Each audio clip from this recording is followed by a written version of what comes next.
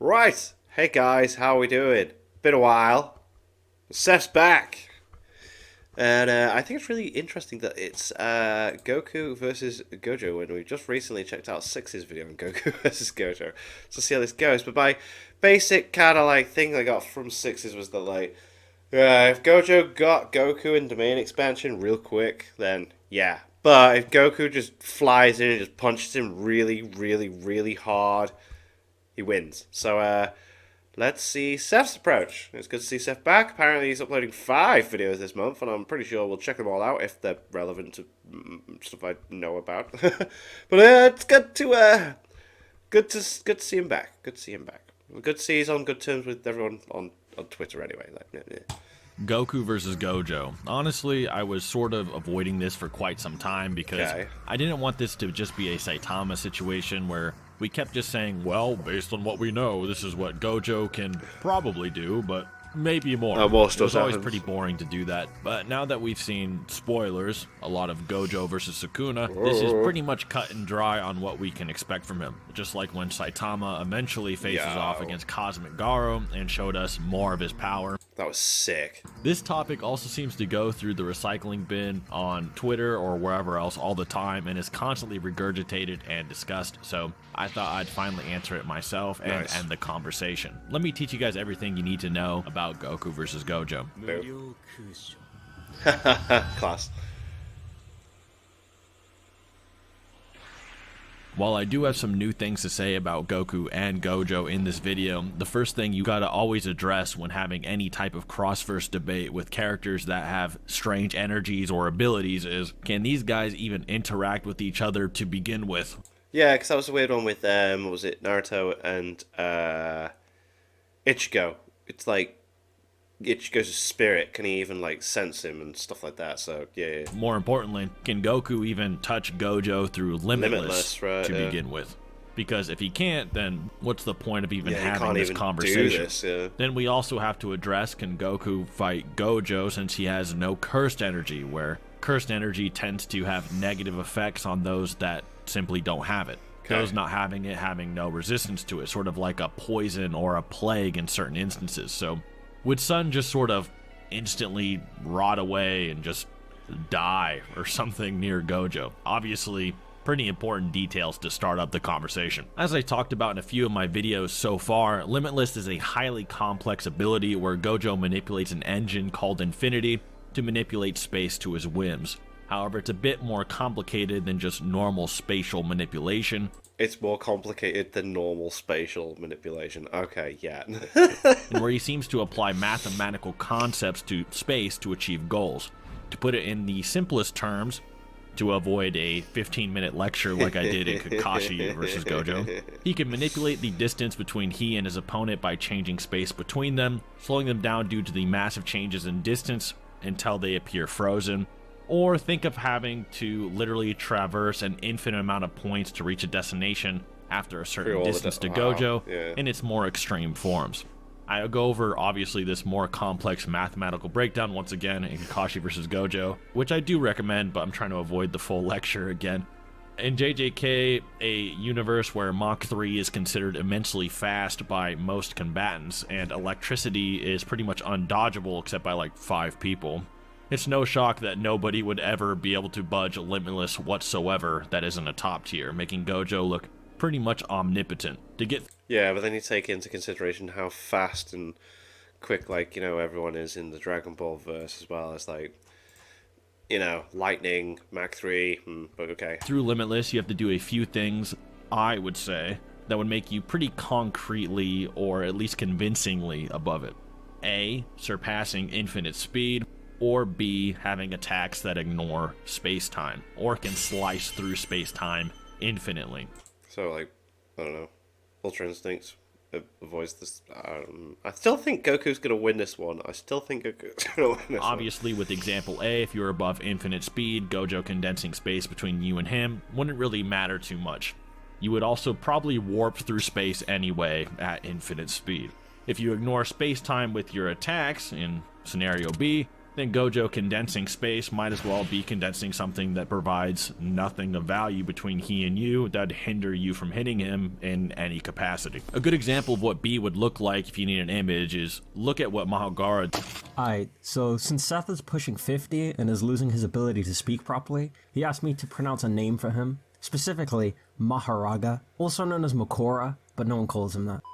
Did when he actually adapted to Limitless, and his attacks just chopped. Gotta say, the editing on this is pretty freaking cool as well. So, like, he's getting the editors to get in on it as well. That's pretty cool. I like that. Up through it and cut Gojo's arm off. Obviously, this is a bit different than what I'm talking about, but the ignoring aspect would be very similar.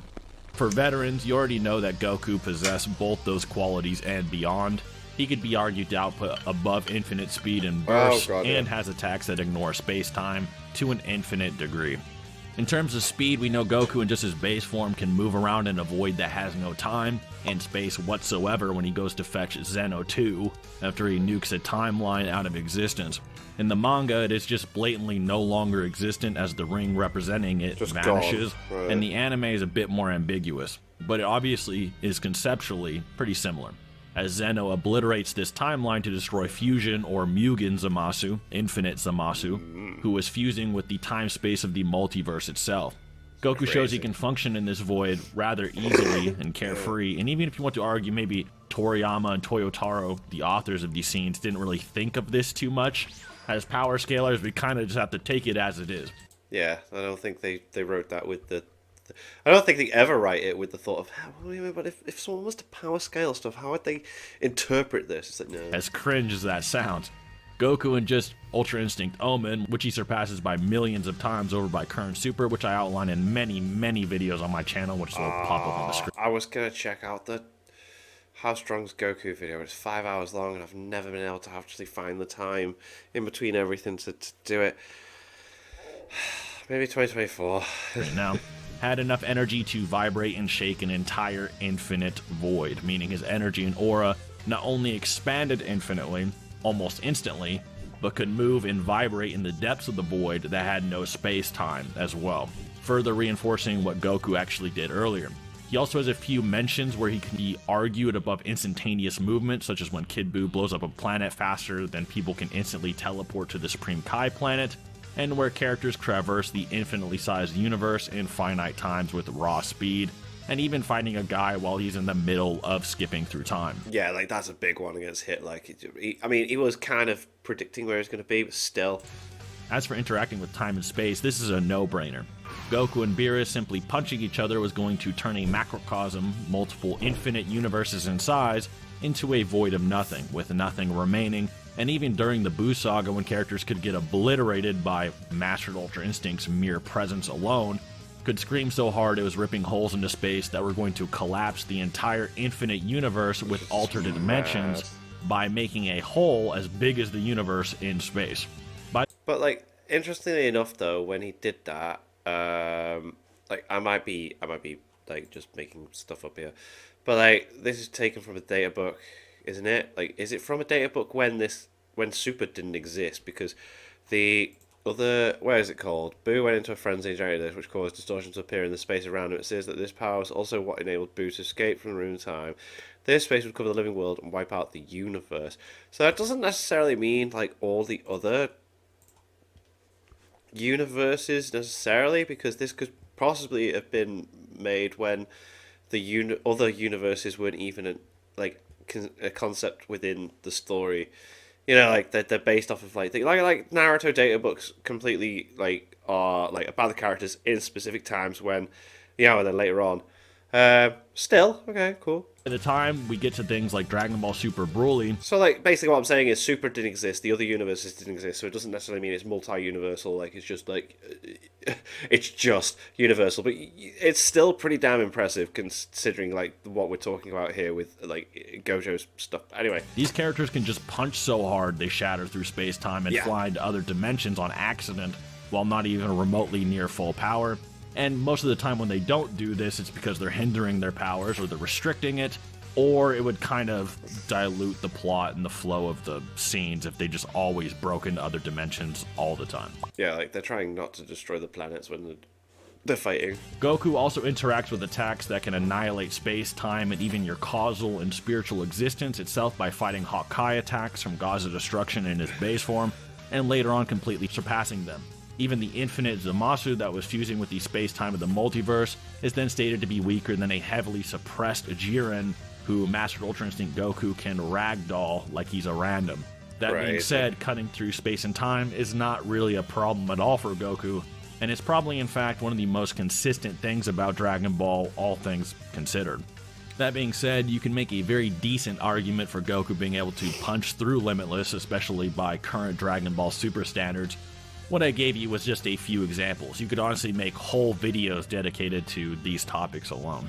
One of those in particular being my 6-hour How Strong is Goku video. Yeah, be sure just to peep that right after this. Yeah, like, it's... I just don't... I'm maybe might be able to fit it in there at the end of the year. That was one of the videos I wanted to do. Like, I'm trying to get through so many videos this month. Because I want to kind of, like, actually step up next month and next year and do my own... Like, I'm still going to do reaction videos, just not as often as I do, so I can spend time working on, like, my own, like, discussion or funny videos or whatever. Yeah, I just want to do my own stuff. But anyway. I'd really appreciate it.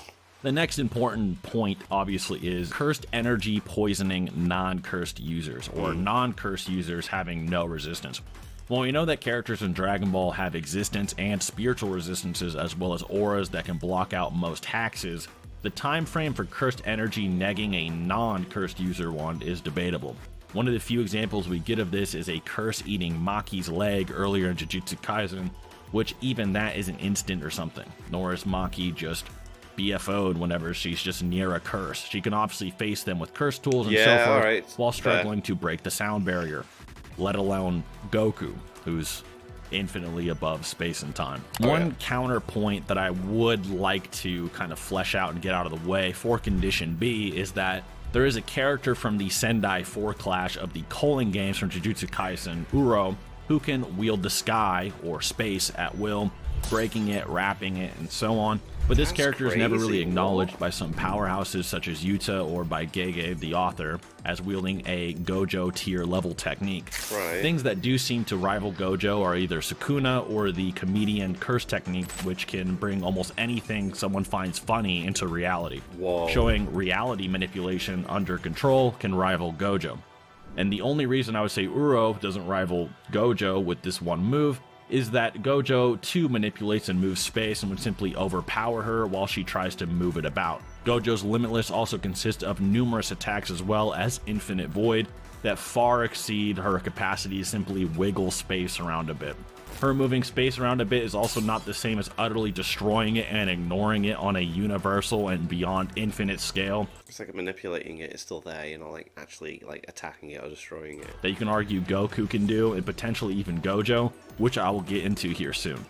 That being said, while it may have seemed like a crazy Goku meat writing session here, I had really had to hammer that home that this topic could even happen whatsoever. You'd be surprised how stubborn people can be sometimes. So let's get into the new facts about Gojo that I think you guys will find interesting and just how strong I think he's really gotten. Cool. The strength of the Jujutsu Kaisen verse has honestly really exploded just the past few dozen chapters to an absurd degree. They went from hyping up Mach 3 and destroying cities to just some girl crapping out a black hole that could destroy the entire planet, warping time and space in the same arc. There wasn't even really a build-up to this level of scaling. It just happened, damn. This black hole is a technique Kenjaku could survive, albeit the technique was suppressed in a radius due to a barrier erected by a character named Tengen and Yuki Tsukumo, the girl who created the black hole. Yet Kenjaku thinks if he wasn't hugging Sukuna's leg like a child when Gojo got out of the prison realm box, he would have been killed instantly, showing that the spatial manipulation that Gojo does is probably beyond that of a black hole to an immense degree. Or it could be referring to Kenjaku's fear of being hit by maybe Infinite Void, but I'd be, and so would many others, be surprised if Yuki's strongest attack was stronger than Gojo's strongest attack. It's not impossible, but you get the idea. It should also be noted that during the Yuki fight with Kenjaku, when she does make the black hole, she seems to manipulate the very concept of mass itself. And while translations differ, this can be referring to how the concept of mass works on herself while she's manipulating weight and other things, but it doesn't seem to be truly infinite or unbeatable. with a black hole being its apex from what we've actually seen, with manipulating a concept not necessarily meaning being above the concept entirely on every dimensional mathematical scale whatsoever. It could be referring to a grounded version from what we know.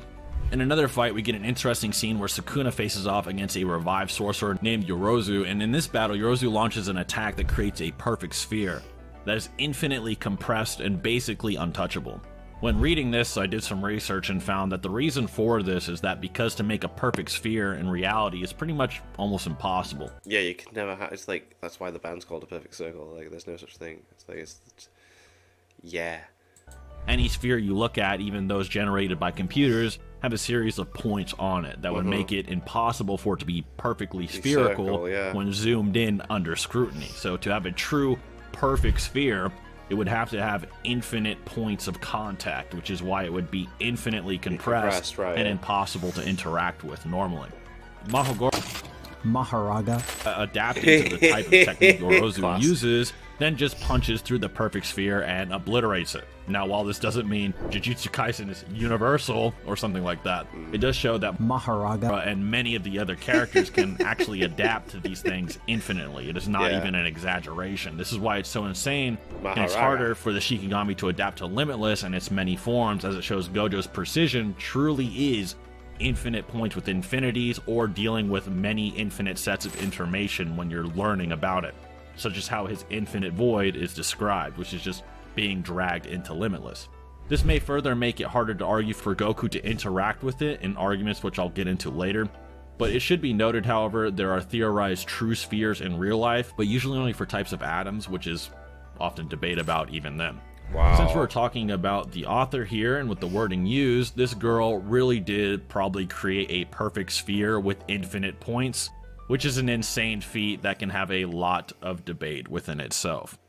Finally, for the Gojo camp here, there's Hollow Purple, and this is sort of a different way to look at it that I think is interesting, and why it might be uniquely underestimated with certain headcanon. As most of you are probably aware, Gojo's techniques all derive from an engine called Infinity to expand into his curse technique, Limitless, which then has its own categories, with Limitless being to slow or stop things, Blue being to pull, we got Blue and pull things or attract them, about this, Red, which repels them, and then Purple, which is, as we know from the Jump Giga Math lecture, seems to create an imaginary negative number within it, which probably creates a void and then removes or delete things. Probably. This is pretty insane for the simple reason that I don't think the ability is as simple as a strong anime attack. If Limitless is Gojo mathematically constructing and altering space and time with infinite precision to pseudo-alter reality, as the only really rival technique is Comedian, which does that, then Purple, while not necessarily meaning Gojo himself is infinitely durable or powerful in terms of his strikes, may be able to infinitely deconstruct things point by point into a negative and imaginary state, thus removing them from existence.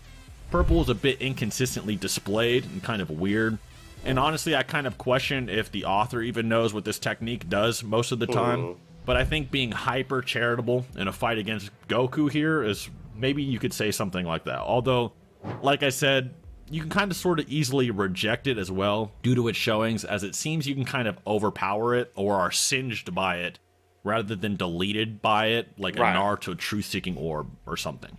In all likeliness, you... Yeah, so like when you hit by the orb, it doesn't completely like delete everything about you. It just like takes part of you with it when it hits. Okay, I understand that. You can just say that simply because Limitless contains infinite information doesn't mean that Gojo possesses the power to use all that information in every way he wants, even if he can somehow perceive it, or the technique contains properties of that level of information.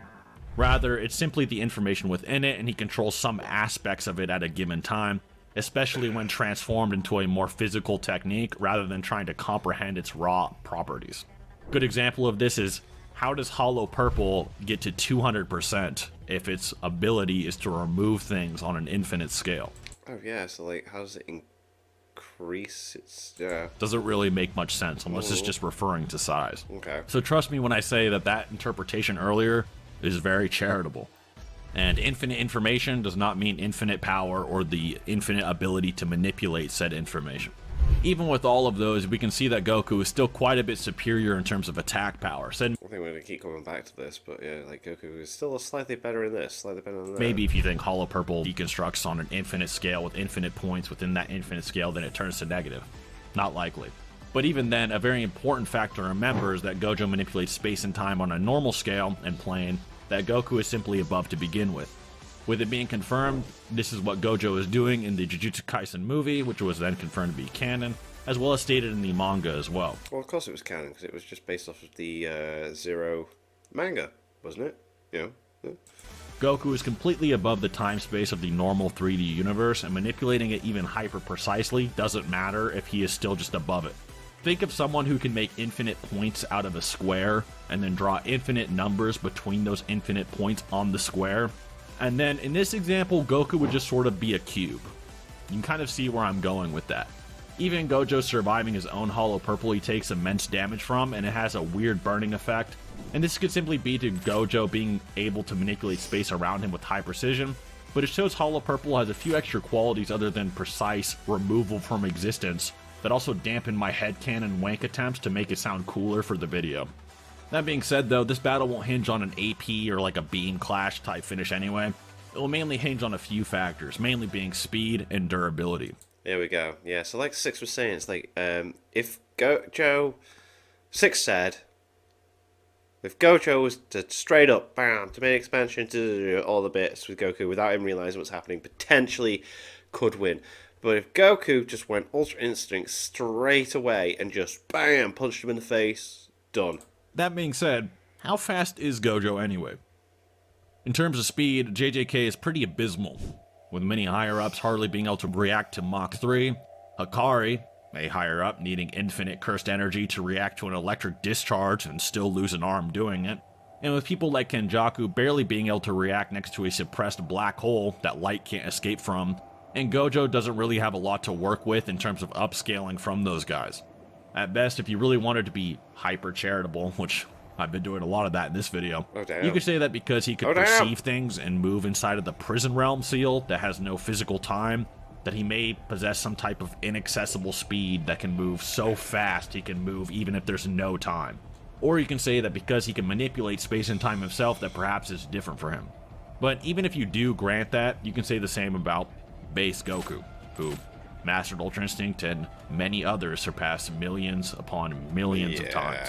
It's even worse if you think Goku can somewhat travel to the future, such as in his fights against Hit, and way worse if you think things like the Dragon Ball Afterlife transcending dimensions means actual higher mathematical conceptual dimensions and not just it literally being placed higher than the living universe in Dragon Ball in terms of location, which would make Goku completely unstoppable by anyone who has to even interact with the concept of space and time to begin with.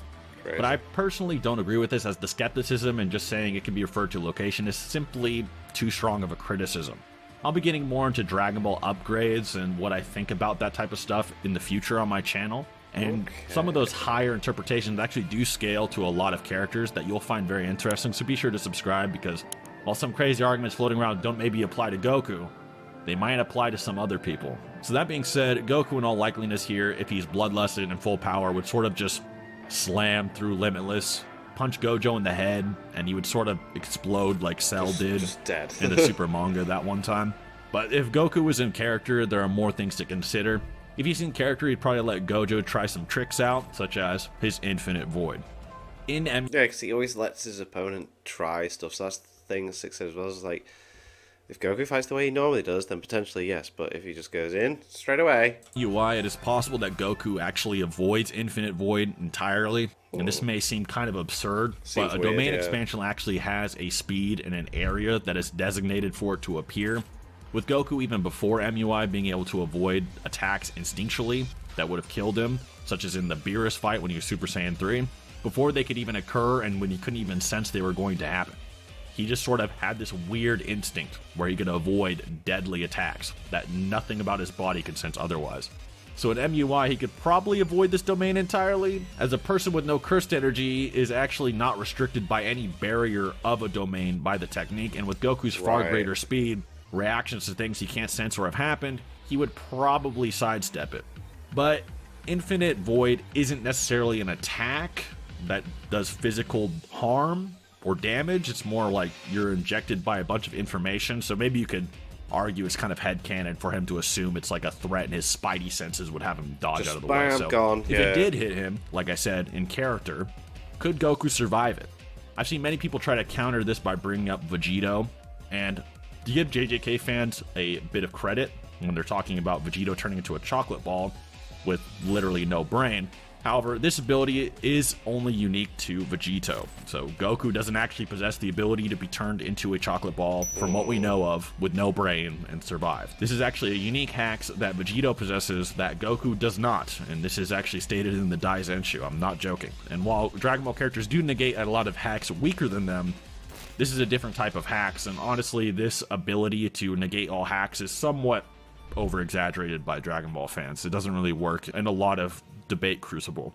This hacks doesn't seek to control Goku whatsoever as well. It is simply subjecting him to infinite upon infinite amounts of information. It's sort of like him being teleported into a spot that just so happens to have these properties all around him. So say that if you're teleported into a bright room, you know, you're sort of just seeing these bright lights and it's like blinding you. It'd be like that, but just sort of information going into his brain. So hearing something or seeing something or feeling something is information. So in this case, you don't really fight any power, just your own senses. I've thought about it, and it may be possible to argue that Goku can tell the difference between someone with, say, 1 power and infinite power, and is different, and all the levels in between that. Goku may actually be able to process an infinite set of information and beyond, as crazy as that sounds. That does sound crazy. But it does seem like a stretch. An infinite void works infinitely, and every infinite within that infinite has its own infinite set you have to absorb. So if there's the letter A in this void, you have to absorb A infinite amount of times, and then everything else in all reality infinite amounts of time. So considering even normal people can apparently be subjected to this hyper briefly or very weaker lower dimensional curses, do you guys think Goku could take it? I'll leave that up to you guys. That's kind of all the information about it. In my honest opinion, full power, this would never even happen. But if it did, I'm curious. I'm a bit more open to this, and I'd love to hear your thoughts. There's also the argument of, should we make energy types equal? So in this instance, Goku would get hit by the domain barrier like normal because, say, his ki would just be work like cursed energy. Okay. In this case, Goku would probably be also launching off a black flash with every single punch and multiplying his power level by the power of 2.5 times almost every single strike while ignoring Limitless, so that doesn't really help. It also is still iffy if the domain is fast enough to hit him, if Goku isn't like just Gokuing for plot-induced stupidity. Gokuing, I love that. Your dramatic effect like he usually does. And in MUI, this is far less common or likely. Once again, still curious what you guys think. That being said, though, guys, that's pretty much everything you need to know, except for maybe the Mafuba, but Goku never really carries the tools around to do it, and it doesn't really matter in this battle. Either Goku is really fast, can break through Limitless, and doesn't get KO'd by Infinite Void, or it's a wrap. Mafuba doesn't really change anything. As a little bonus, I've been seeing Kid Buu versus Gojo pop up lately, so I'll go over that just a little briefly. Oh, okay. Kid Buu, as most people have brought up, probably wouldn't really care about Gojo and would just blow up the planet. I actually agree with that assessment. That is actually what he does in the story. However, Gojo might actually be able to survive in the void of space quite a long time due to reverse curse technique and his ability to change how space works around him.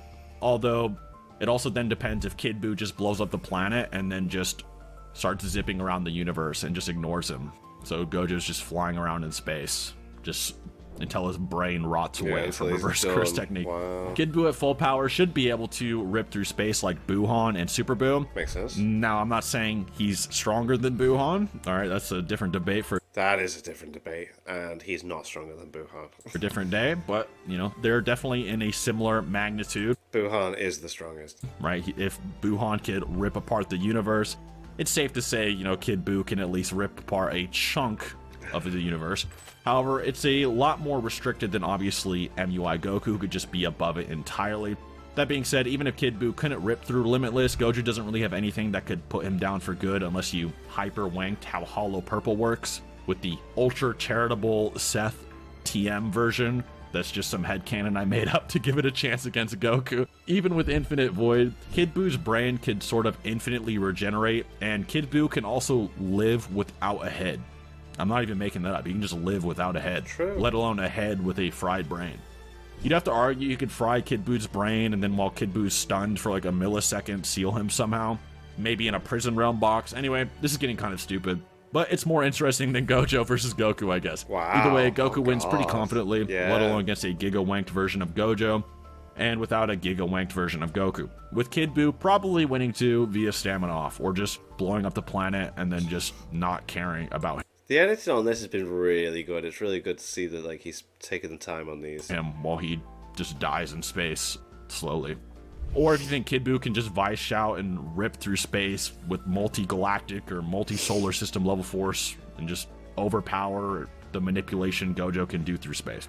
As one last little note here, because it did get added recently in the JJK manga, as this main script and recording was done before the finale of heavy spoilers, plot spoilers, Sukuna versus Gojo, and Sukuna does win at the end, and it is implied and pretty much stated that he cuts through and negates space or existence or the world to negate Gojo's ability. Damn. And then chop him in half and cleave through him.